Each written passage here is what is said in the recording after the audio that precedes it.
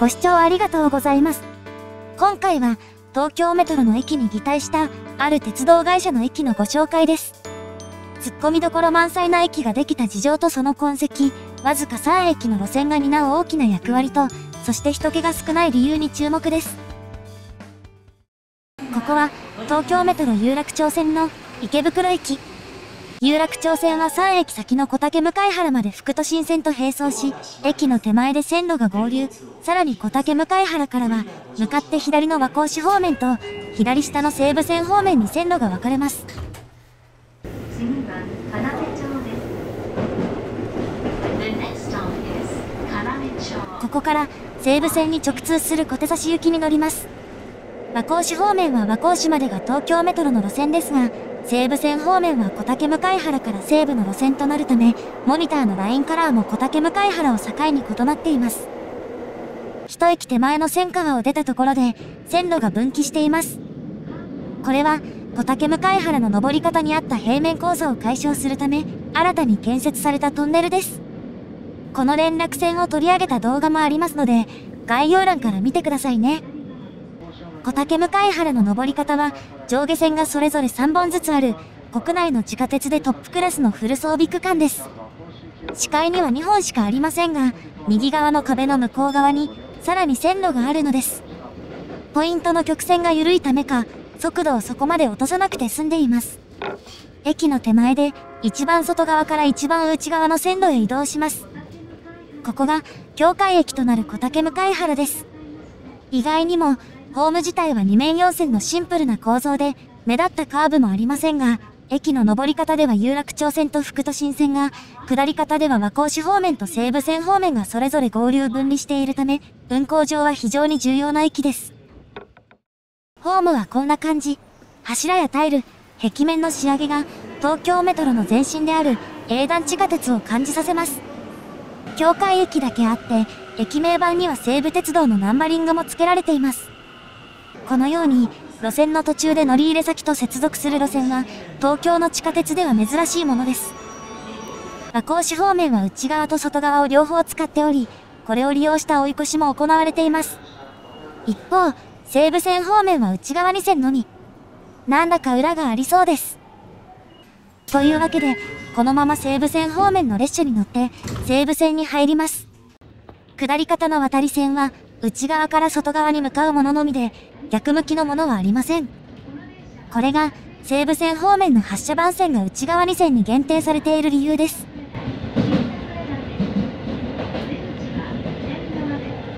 小竹向原を出ると、車内アナウンスも西武線仕様のものになります。それだけではありません。車内のモニターも、小竹向原までは東京メトロの M のマークが透かしで入っていましたが、ここから先の区間ではそれもなくなり、西武線仕様の表示になります。当然といえば当然ですが、路線が切り替わった痕跡はこうしたところに現れています。線路は高さを上げて左にカーブし、和光市方面の線路を乗り越えます。ただし西武線に入るとは言っても、地上に出ることはなく、そのまま地下を走り続けます。乗り入れ路線の場合、境界駅を過ぎるとすぐに地上に出ることが多いですが、この路線は違い、線路の勾配も緩やかになります。小竹向原から 1.2 キロ。上下線の間の柱が途切れたところで、先ほどのドア上モニターにも映っていた、新桜台駅に到着です。この駅は、西武線で唯一の地下駅です。ホームの途中で点滅する黄色い回転灯は、西武線でよく見られる、列車の接近を知らせるライト。東京メトロの駅のように見えますが、右側の駅名板をはじめ、西武線仕様の設備があります。左側の壁のタイルも有楽町線仕様で、ラインカラーも黄色です。この駅の改札は下り方にあり、下り列車は両数に関係なくホームの一番奥に止まります。早速、構内を見ていきましょう。副都心線と東急東横線を介して直通する横浜高速鉄道の車両 Y500 系が到着です。この駅には東部を除く各社の列車がやってきます。本数は小竹向原よりも減りますが、見ていて飽きない区間です。ホームの後ろ寄りへと進みます。この駅にはホームドアがありません。副都心線には2008年の開業当初からホームドアが設置されており、有楽町線も2014年には全駅への設置が完了しています。ただし、内装が似ているとはいえここは西武線、ホームドアの整備には少々時間がかかっているようです。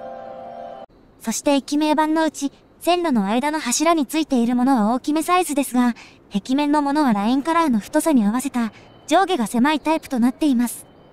駅ナンバリングは後付けらしく、線路の間の駅名板には手間がかかるためか、付けられていません。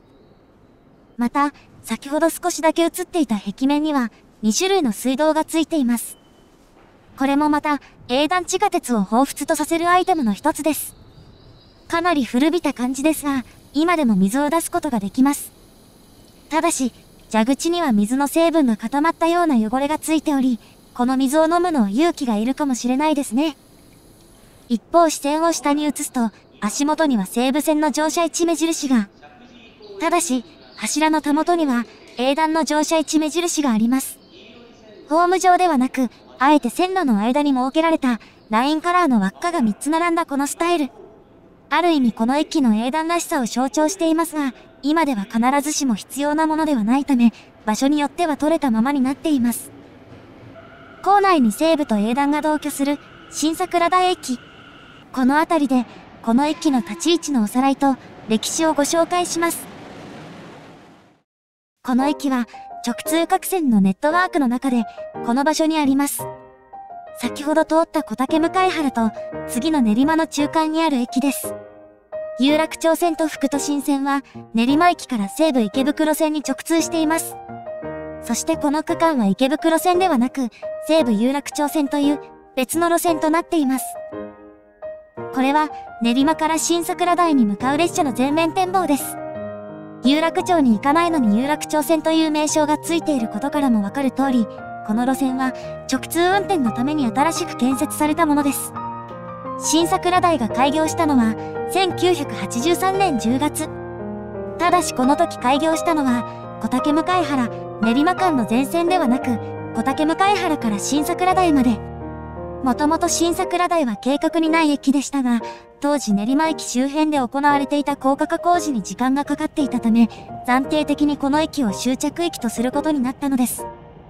全面展望に映っていた高架駅から地下に入る複雑な構造と要塞のようにそびえていた柱から工事の大変さが伺えます。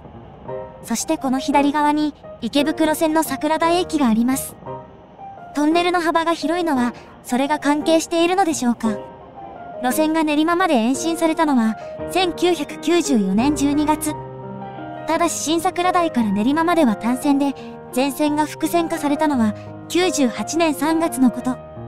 西武池袋線との直通運転が始まったのもこの時です。